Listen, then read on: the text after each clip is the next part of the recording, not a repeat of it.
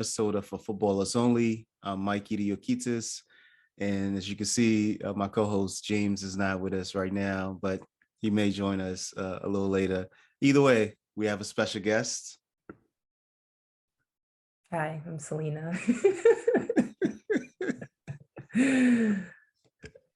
Welcome, Salina. Welcome. Thank you for having me. Yes. So, Salina, it's been a minute since I initiated this, having you on the show. So, let's just get right into it. Right. Where does your football story begin? I started playing soccer when I was 10. And the only reason I started playing soccer was because one of my friends' moms, like they had the rec, soccer league. And they were like, I think Salina would play well. And I think she'd do well. And I was like, okay, I guess. So I quit dancing because I used to dance. I danced from the ages of 2 to 9.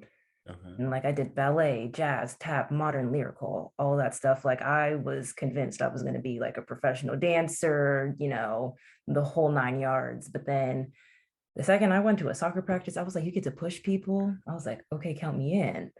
And so when I was 10, I started playing rec soccer, just like super casual, like on the weekends, maybe a practice a week. And then my coach, she was like, Salina, like, you're really good. Why don't you try out for travel soccer? And I was like, no, what are you talking about? I have no idea. I know nothing about soccer. All I know is to kick the ball and keep it going.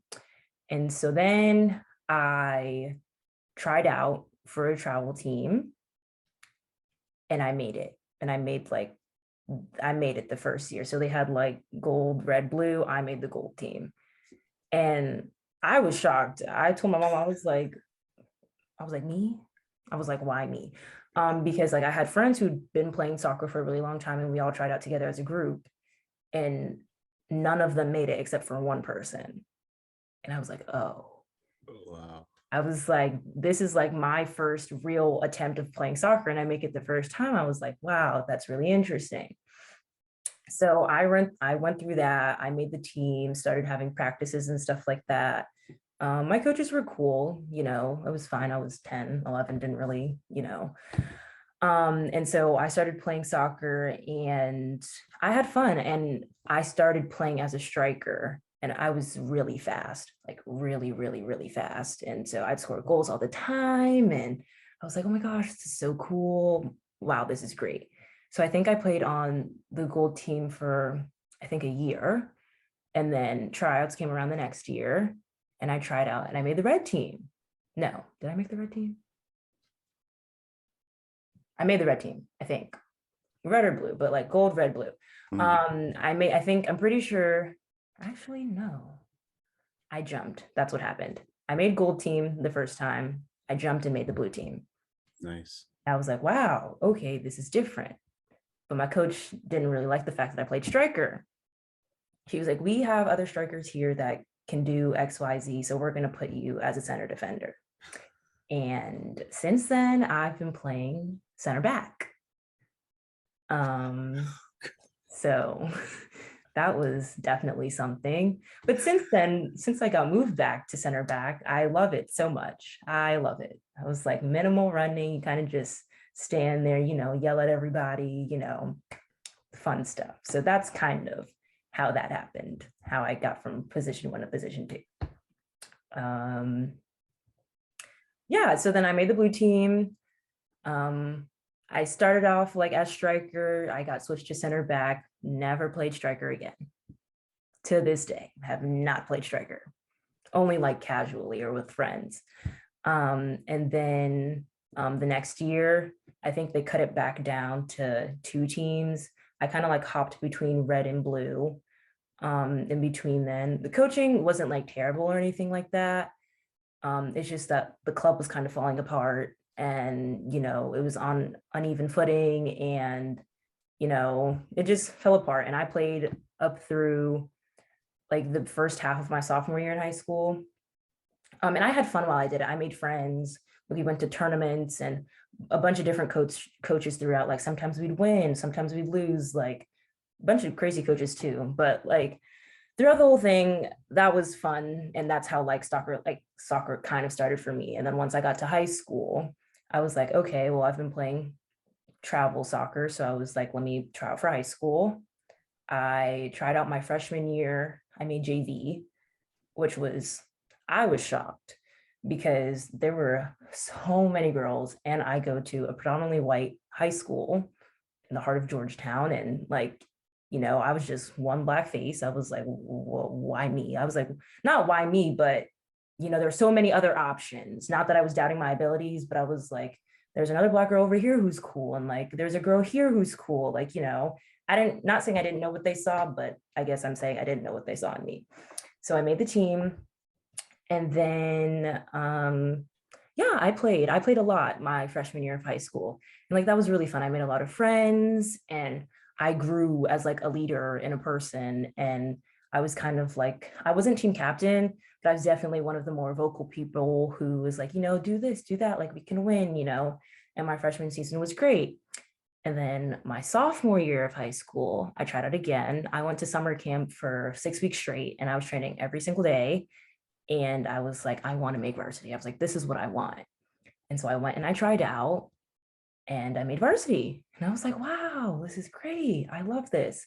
And that, like the summer leading up to that, I had been not only training like by myself, like at a summer camp, but my school also offered like Saturday sessions where you could come for an hour or something. And then, the coaches would be there, or like their trainer and stuff like that.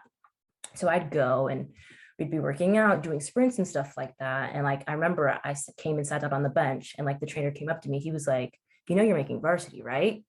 And I was like, oh, really? I am. He was like, yeah. He was like, do you see your legs compared to all these other girls? Like, you're making varsity, and you're going to be a starting center defender, starting holding mid, this, that, the third. And I was like, I mean, okay, that's cool. I was like, I'm not going to take your word for it because tryouts haven't started yet, but whatever, it's fine. I make the team, the only black girl on the team at that time. I think that varsity has ever seen in a very long time at my school. And everybody was super excited for me. And I was like, oh, well, it's just like any other day, whatever. It's not that big of a deal. But that sophomore year tore me apart. Absolutely tore me apart.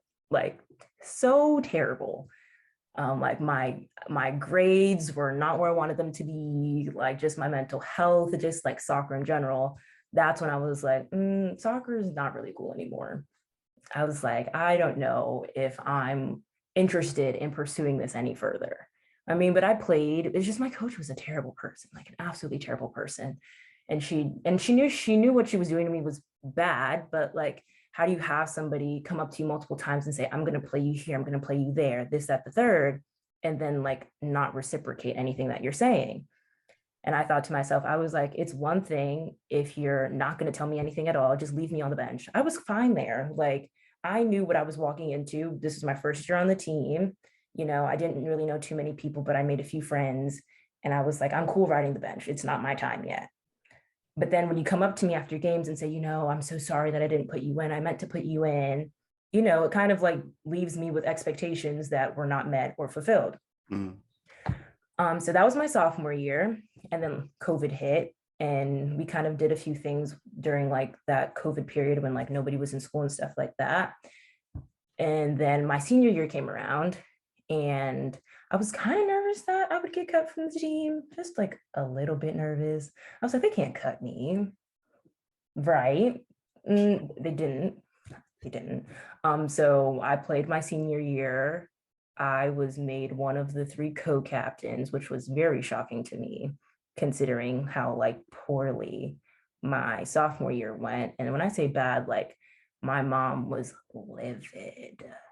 And when she's mad, she's mad. And she almost brought it up with the coach a couple of times. And I was like, Mom, calm down, calm down, calm down. And so my senior year rolled around. I'm on the team. I'm one of the co-captains. And my coach was just gassing my head, like, oh, like you deserve this so much. And, you've improved so much, and this, that, the third. And I was like, okay, thank you. She's like, I see you as a leader and all this type of stuff. And I was like, okay, cool. Like, that's fine. That's fun. And so, I played my senior season. And all was going well. It was going great, until I got benched for a whole game against a team that was not even a part of our league. And I was like, what's going on? This is kind of weird. So I was mad. My mom was mad. But I was like, whatever. I know this woman isn't like a great person. And I know how she can be sometimes. So I was like, let me brush it off. And so as we were leaving after the game, my coach pulls me aside. She's like, Salina, come here. I need to talk to you. I'm like, oh my God, what does this woman have to say to me now? So she pulls me aside and she was like, like I had certain intentions with this game. And my main goal was to, move the ball around the midfield and experiment with that. And so I needed the most stable back line to perform. So in the back of my head, I'm like, oh, so you're calling me unstable? I was like, okay, all right, okay. But I didn't say anything. And I was like, no, I 100% understand, and left it at that. So I walk away and I tell my mom, and my mom is fuming. At that point, she sent this woman an email. She was like, you are not going to talk to my kid like that. If you have anything to say, just don't say it at all. Leave it at that. And then after that, I was over it. I was like, whatever, let me finish the season off. I love who I play with. I had a lot of friends on the team. It was like a great environment when it came to like the players. And then during one of our games, our starting center back injured herself. Me and this girl are super tight. Like I've known her for a really long time, and we've actually played soccer together. But then there was also a girl in the grade below me, who also started as well. And like she transferred, what did she transfer? I think she transferred like her sophomore year or something like that. But, just like that kind of dynamic, soccer politics and all that type of stuff like that. But our center back, she injured herself and she was unable to play for the rest of the season. So that kind of, I was their only option left. So my coach was kind of forced to play me, and so I played the rest of the season. Like our rival is Sidwell. So we played against Sidwell twice, or was it 3 times? I think it was twice, but we played against them on their home field the first time. And so I think we never lost to Sidwell except for when we made it to like the ISL like championships. I think we lost. And this was when I was a freshman. I wasn't on the team at the time. So we played Sidwell, and I don't start. I was like, okay, whatever, it's fine. And then the game keeps progressing, and my coach is like, Salina, are you ready? And I'm like, yeah, sure, I'm ready, whatever, it's fine. Like I didn't have any really high expectations of myself or like, just the game in general, because I knew it was going to be difficult. And I went in and I don't know what happened in my head. I don't know if I was mad. I don't know what happened. And I played like an animal. I think that was like one of the best soccer games I'd ever played in my life. Nice. And I was like, wow. And so then I was talking to the assistant coach. He was like, Selena, you played so well. He was like, I was like, yeah, I was a bit angry. He was like, well, maybe you need to be more angry all the time. I was like, thanks. And so our season went on, and like, we were ranking well and stuff like that. And then it came to the time of ISL champion, like the tournament. Yeah. And so then we ended up playing Sidwell again. And we were like, oh Lord, what's this going to be? What's this going to be about? And so I play like an absolute animal again. And I'm like, what is going on? I was like, I think a light bulb in my head just like dinged. And I was like, wow. And so then that happened. And then we went on to winning the ISL championship, which was super fun, great experience. And then after my high school season ended, I have not touched a soccer ball since. So yeah, that's the gist of my story. Oh man. I mean, there's so much. Okay, we're gonna go all the way back and then come back forward. Let's go back to you, pursuing your dance career. And so you started, when did you start dancing? When I was 2. Wow. And I'm 18 now, so. And when, but you stopped and transitioned to football at 9, 10, right? Right. So you had already put in, say 6, 7 years Mhm. into it. How was that transition from a, emotional standpoint? Like, did you feel, yeah, I mean, how did you feel? Like, was it just, oh, this is more fun? Football is more fun and that's it. And I'm leaving because I would think dancing was a part of your identity up Right, to that point. right. I think it was harder for my mom than it was for me. Um, She had this idea that, like, oh my gosh, my little girl, my one and only, she's going to be a perfect, pretty ballerina. Oh my gosh. But I don't think it was all that difficult for me just because as far as I got in my dancing career, I got to a point where I switched dance studios and I was a part of like this new dance studios ensemble. And so they had like levels, mm, level 1, 2, 3, and 4. And I tried out just because, and I made level 3 mm, out of 4. And level 3 typically has like high school age kids. And so when I made it, I was I was how old, maybe like 7 or 8, and all these other girls are like 15, 16. And mm, I'm the only third, fourth grader in there. yeah. I'm doing it, and I'm able to keep up with them and stuff like that. But like I really didn't have any friends. And I like when I was younger, I was Mm, very shy and like introverted, and like I wouldn't talk to people unless they talked to me first. Like, and like severe separation anxiety from my mom. She'd like drop me off sometimes and I wouldn't want to go. Like just, I just the age gap really took a toll on me, I think. mm, And so when I saw that I could play, when I had the opportunity to play soccer with my friends who I've known since I was 3, I yeah. was like, oh my gosh, I love this so much fun. And I was like, let's change it up a little bit. And so that's kind of how the transition went from dance to soccer. Yeah. I see. Yeah. I can imagine that social component being very, very, very important. Okay. So when you transition, and you were playing, did you have any idea about the game? Like, have idols, like football idols? Mm. Did you watch the game? Did you know anything about any professional teams anywhere in the world? I knew absolutely nothing. And sometimes to this day, I still feel like I don't know anything. But when I started, I wasn't really watching soccer. Like if I was, it was like background noise when I was doing my homework. Mhm, And I wasn't really paying attention too much. And so I remember when I was playing travel, when I was in like middle school, my coach made us do like a project where we had to pick one soccer player and make like a poster board about like their strengths, their weaknesses, how like we could implement whatever they're doing into like our style, blah, blah, blah. mhm, And so when I did it, I picked Cristiano Ronaldo because that was the only name I knew at the time. And so I was doing this whole poster and I was like, I don't really care about this. I was like, why did my coach give me this to do? Granted, everybody had to do it, but mhm, I just didn't know anything at the time. And when I was playing soccer, I don't think I had that like the tactical mental kind of understanding of the game of like this is why people are positioned the way they are and this is why mhm. you pass here, this is why you do that. Like it took me up until high school to know what like the six was.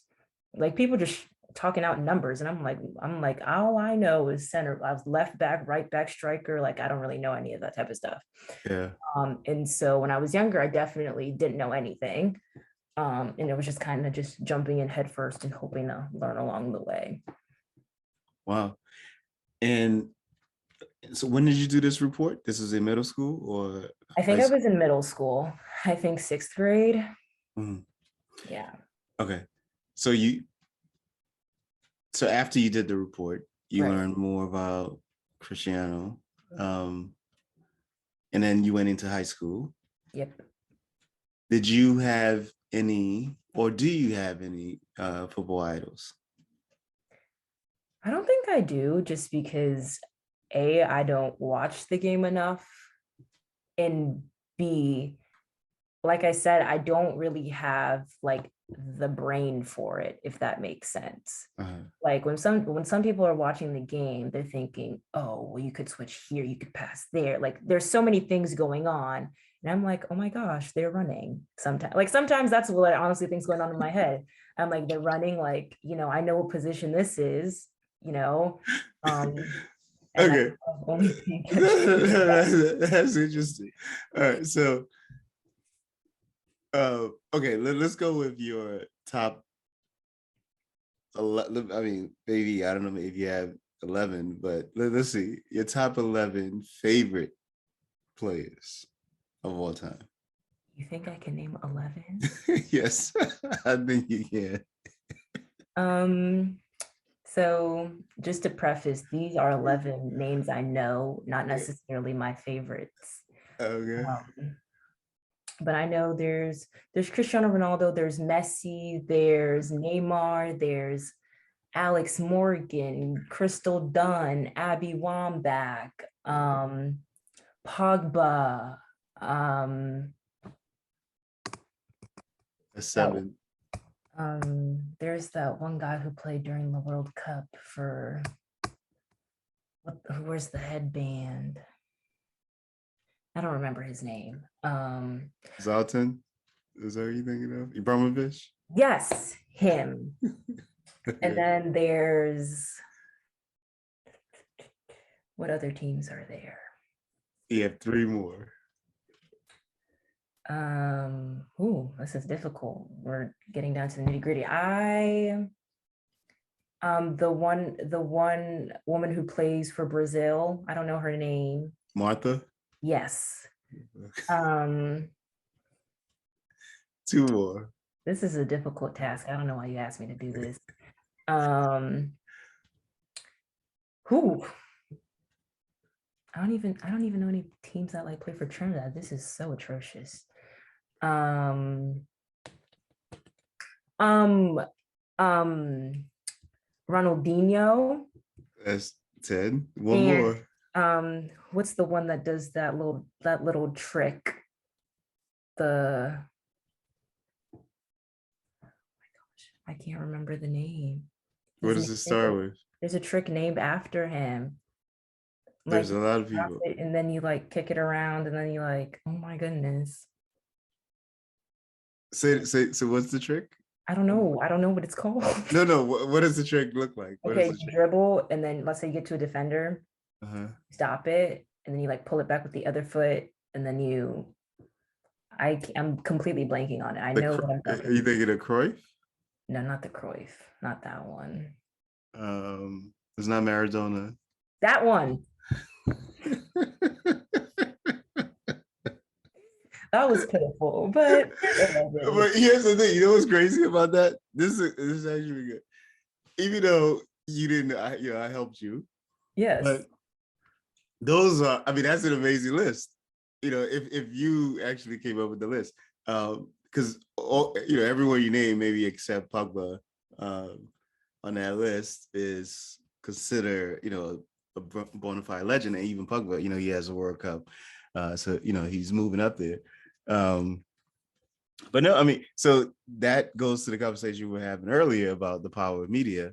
Right. That even though you don't know these people, you still do. They're still somewhere in your subconscious. Right. And so just imagine if you were to follow, even more. Right. Okay. So, all right. So let's transition. So you said so much about, in particular, when you went and started playing travel, your experiences made me cringe, a little. And then, it continued, in high school. And now, like we've had this conversation, you're not considering playing ball after, like you're done essentially, right? Like, yeah, like this is kind of it.